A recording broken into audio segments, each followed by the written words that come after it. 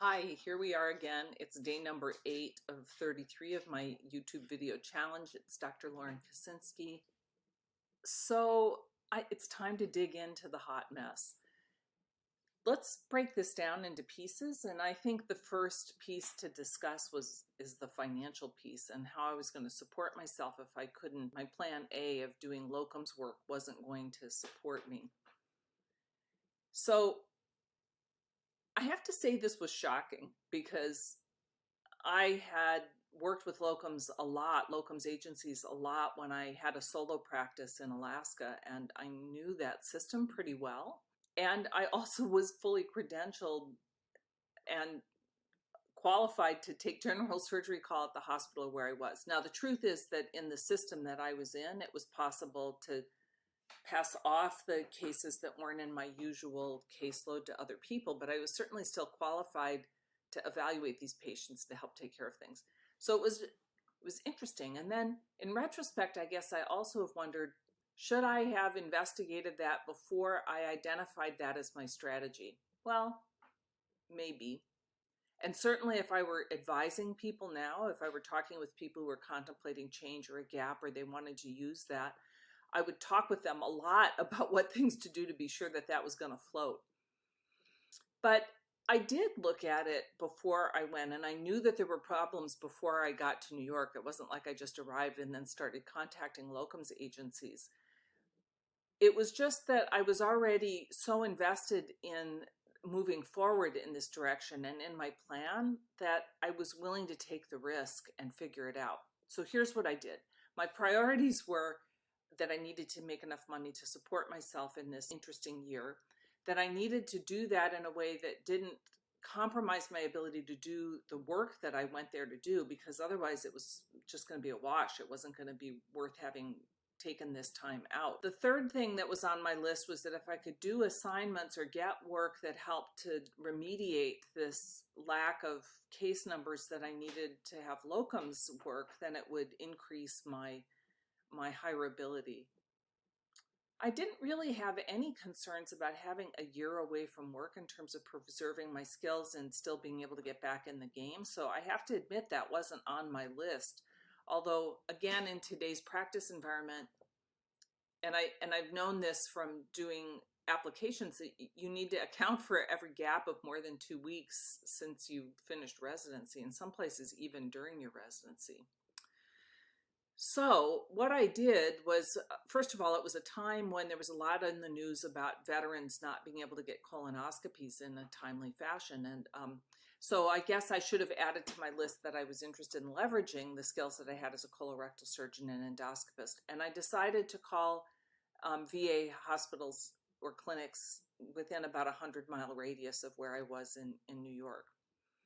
And it was actually very easy. I spoke with people who were in charge of gastroenterology and with the chief of surgery at these places to get leads. And pretty much right away, I was able to tee up an opportunity in the Hudson River Valley at a smaller clinic, but they had a need for that. And they also had an occasional need for doing some minor surgery kinds of things like lumps and bumps, sort of office-based surgery stuff. So that all seemed fine. At the same time, I got in touch with the chief of surgery in Manhattan who had an opening while he was waiting for somebody who had taken a position, was out on maternity leave, I think. And so there was about a 6 months worth of coverage that he needed. And that also seemed pretty reasonable. It was a little bit inconvenient and the schedule was a bit more than I wanted. It also felt like it would provide me the supervision that I needed to get the case numbers for doing locums work. So that seemed like a viable option as well.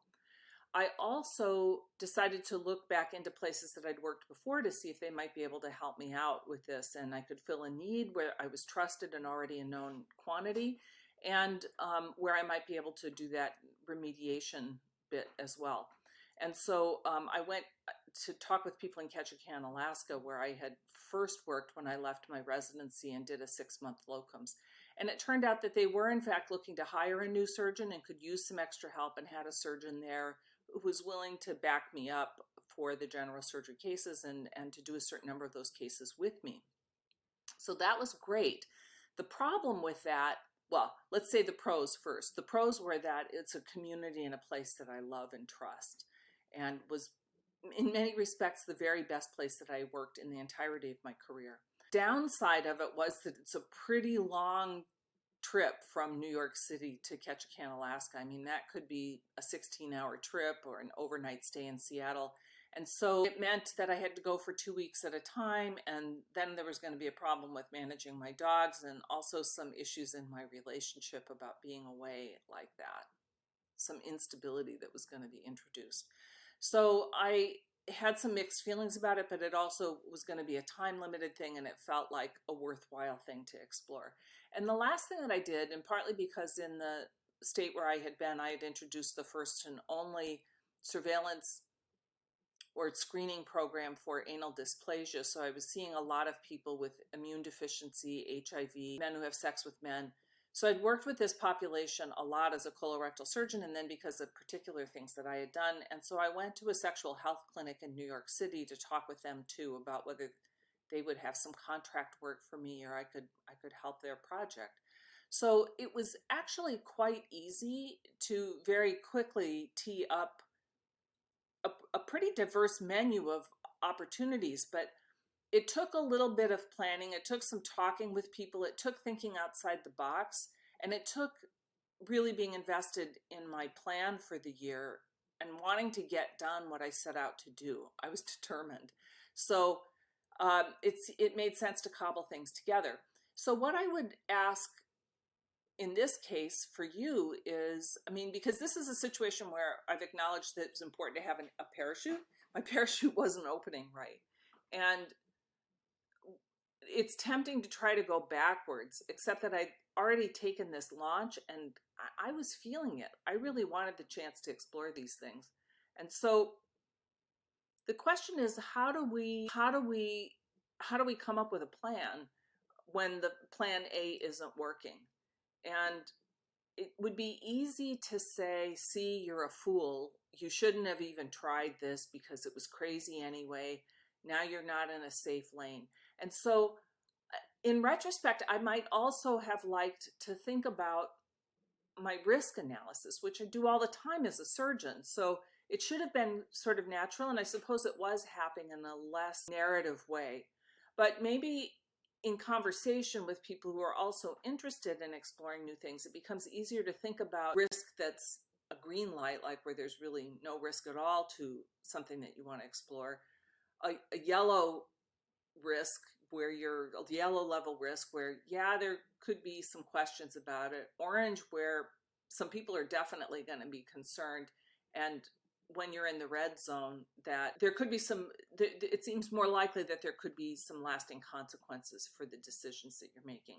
And the last thing that I'll say about that is that in a certain way, because of what I was taking on, which was a bigger program than just what do I need personally to be happy in my practice, although that was definitely a part of it, but I wanted to change things and make a prototype.